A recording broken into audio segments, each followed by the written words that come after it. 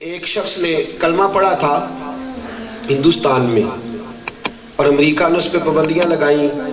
پھر وہ شخص امریکہ سے انگلینڈ چلا گیا, پھر لندن سے نکلوایا گیا, پھر وہ افریقہ چلا گیا اور پھر آخر میں وہ مسقط میں اس کا انتقال ہوا. پتہ اس نے کلمہ کس طرح پڑھا؟ اس شخص نے 3 جلدوں میں رسول پاک علیہ السلام کے اخلاق حسنہ پہ انگریزی میں کتاب لکھی تھی. اور پتہ ہے آپ کو مسلمان کیسے ہوا تھا؟ وہ آیا دلی کی جامع مسجد دیکھنے. وہ کہتا میں نقشے بناتا تھا, نقشہ نویس تھا, تو جو پرانی عمارتیں تھی پرانے مغلوں کے زمانوں کی بنی ہوئی ان کو میں دیکھتا دیکھتا یہاں آیا. دلی کی مسجد میں داخل ہوا, کیمرہ میرے پاس تھا تو میں نے دیکھا ایک فقیر بیٹھا ہے, ٹانگوں سے معذور ہے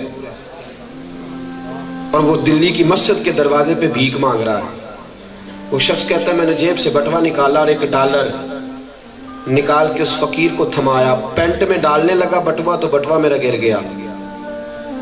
میں اندر گیا, مسجد کے سارے دروازے دیکھے اور جہاں سے مجھے جو چیزیں چاہیے تھی ان کی میں نے فوٹوز بنائی اور میں چلا گیا کسی اور دروازے. اب وہ فقیر نے بٹوا اٹھایا اور اٹھا کے وہ ٹٹولنے لگا کہ وہ شخص کدھر گیا جس کا بٹوا گرا ہے. کہتا ڈھونڈتا رہا لیکن ملا نہ, کسی اور دروازے سے گزر گیا. وہ شخص کہتا 6 مہینے کے بعد میں دوبارہ پھر مسجد میں کچھ تصویریں اور لینے کی ضرورت پڑ گئی, پھر آیا تو فقیر دروازے پہ بیٹھا ہے. جب میں نے اندر قدم رکھا تو جھٹ سے اس نے کہا مجھے جانتا بھی نہیں, ترجمان میرے ساتھ تھا. کہنے لگا صاحب جی بٹوا گر گیا تھا, پیسے تو پورے کر لو. وہ شخص کہتا ہے میں نے اس شخص کی حالت دیکھی اور پھر میں نے بٹوا کھولا, $1 پورے. دامان توکل کی یہ خوبی ہے کہ اس پر پیبند لگے ہوتے ہیں پر دھبے نہیں ہوتے. ہم بے وقار نہیں باوقار نبی کے غلام ہیں. بھوکا مرتے ہیں پر کسی کے حق پہ ڈاکہ نہیں ڈالتے. کریم رسول کے ماننے والے غلام نے بٹوا دیا. انگریز کہتا میں نے پینٹ سمیٹی, ٹانگیں کانپ رہی تھی, میں اس کے سامنے گھٹنوں کے بل بیٹھ گیا. میں نے کہا یار تو $2 مانگتا ہے سارا دن, تیرے ہاتھ ہزاروں $1 آئے تھے, $1 بھی کم نہیں. تو نے کیوں نہیں استعمال کی اور پھر تو نے چرائے بھی نہیں, گرے پڑے ملے ہیں.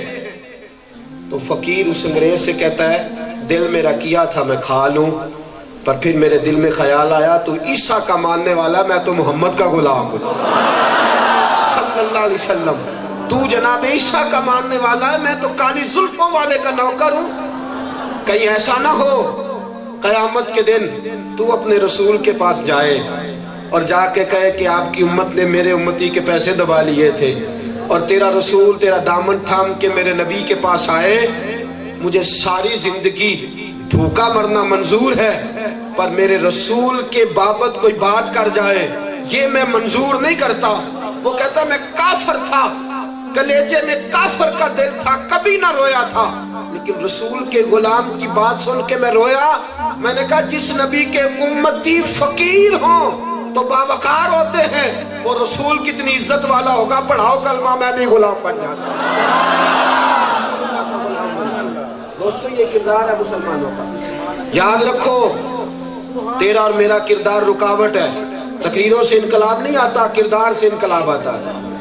ہم لوگ تو الجھ گئے ہیں, ہم وہاں جاتے. دیکھو جب تک ہم رسول اللہ کے سچے غلام نہیں بنتے اور لوگوں کو نبی پاک کے قدموں تک لے کے نہیں آتے, دین کا پھریرا بلند نہیں ہوگا.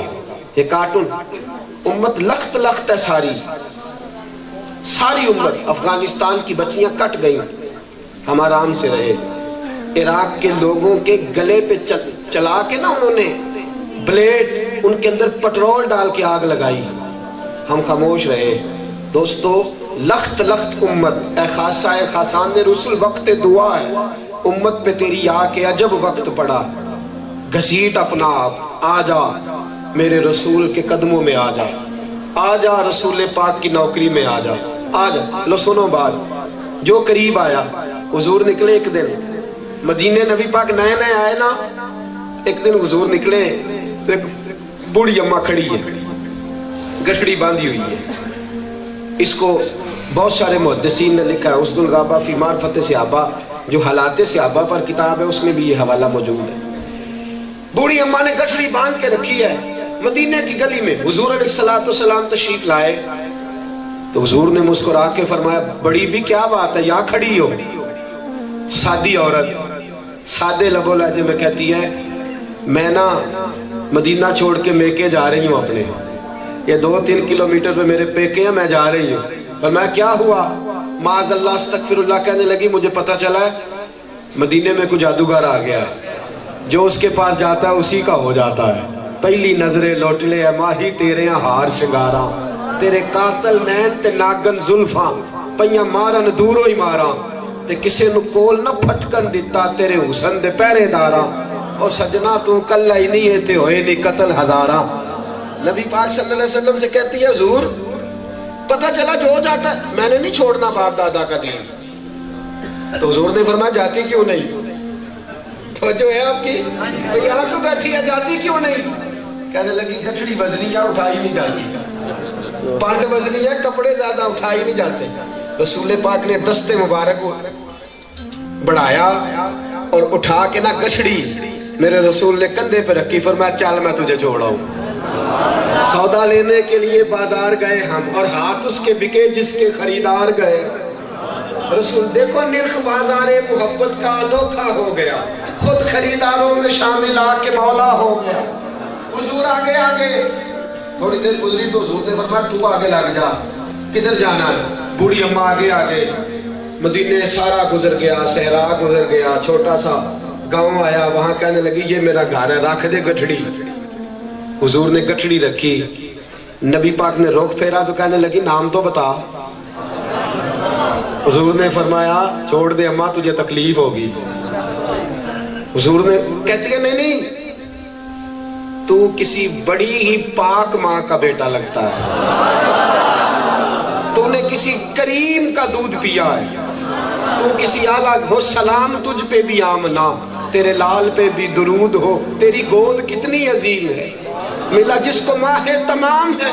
کہنے لگی یہ دکھوں کا دور ہے, اپنے نہیں کام آتے, تو بیگانہ ہو کے گٹھڑیاں اٹھائے پھرتا ہے. یہ تو تکلیفوں کا زمانہ ہے, سگے نہیں اور تو بیگانہ ہو کے.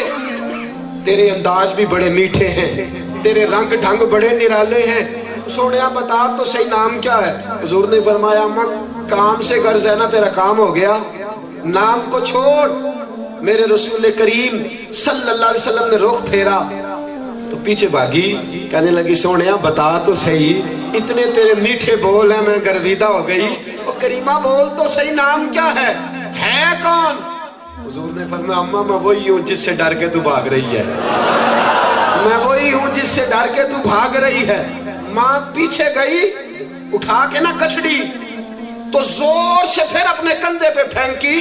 کہنے لگی میں بھی بڑی پاگل ہوں, اپنی بولی نہ بولوں پنجاب کی. کہنے لگی ممی شدینیاں میں بڑی پاگل ہوں, کس سے ڈر کے بھاگ رہی ہوں؟ قسم خدا کی اگر تو جادوگر ہے تو چلا مجھ پہ جادو, میں بھی تیری زلفوں کی اسیر ہو گئی ہوں, تیرے مکھڑے کی دیوانی ہو گئی ہوں, تیری نوکرانی ہو گئی ہوں.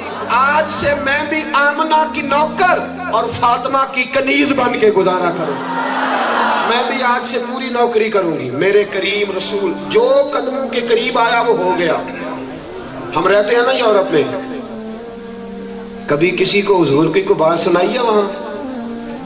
ہمیں خود نہیں آتی, پڑھتے ہی نہیں ہم, اور ہیں ہم سمجھدار. سیاست ہمیں ساری آتی ہے, ناراض نہ ہو جائیے گا, پر اگر آپ ہو بھی گئے تو مجھے کوئی مسئلہ نہیں.